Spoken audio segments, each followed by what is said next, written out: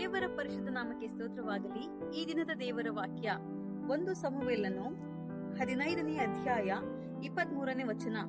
ಅವಿಧೇಯತ್ವವು ಮಂತ್ರ ತಂತ್ರಗಳಷ್ಟೇ ಕೆಟ್ಟದ್ದಾಗಿರುವುದು.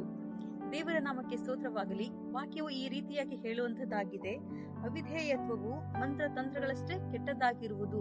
ನಾವಿರುವಂತಹ ಸ್ಥಳಗಳಲ್ಲಾಗಿರಬಹುದು, ಮನೆಗಳಲ್ಲಾಗಿರಬಹುದು, ತಂದೆ ತಾಯಿಗಳಿಗೆ ನಾವು ವಿಧೇಯರಾಗಿ ನಡೆದುಕೊಳ್ಳಬೇಕು. ಸಭೆಯಲ್ಲಾಗಿರಬಹುದು, ನಾವು ಅವಿಧೇಯತ್ವವನ್ನು ತೋರಿಸದೆ ವಿಧೇಯರಾಗಿರಬೇಕು. ಯಾಕೆಂದರೆ ಅವಿಧೇಯತ್ವವು ಮಂತ್ರ ತಂತ್ರಗಳಷ್ಟೇ ಕೆಟ್ಟದ್ದು. ಆದ್ದರಿಂದ ನಾವು ಅವಿಧೇಯತ್ವವನ್ನು ತೆಗೆದುಹಾಕಿ ವಿಧೇಯತ್ವವನ್ನ ಮೈಗೂಡಿಸಿಕೊಂಡು ಜೀವಿಸೋಣ. ಪ್ರಾರ್ಥಿಸಿಕೊಳ್ಳೋಣ. ಪರಿಶುದ್ಧನಾದ ತಂದೆಯೇ ಸ್ತೋತ್ರ ಅಪ್ಪ. ಈ ವಾಕ್ಯವನ್ನ ಕೊಟ್ಟದಕ್ಕಾಗಿ ಸ್ತೋತ್ರ ಕರ್ತನೆ. ಅಪ್ಪ, ಅವಿಧೇಯತ್ವವನ್ನ ಕರ್ತನೆ ನಮ್ಮಿಂದ ತೆಗೆದುಹಾಕಿ ವಿಧೇಯತ್ವವನ್ನ ಕರ್ತನೆ ನಾವು ಮೈಗೂಡಿಸಿಕೊಂಡು ಜೀವಿಸುವಂತೆ ಕೃಪೆ ಮಾಡಿಕೊಡಿರಿ ಅಪ್ಪ.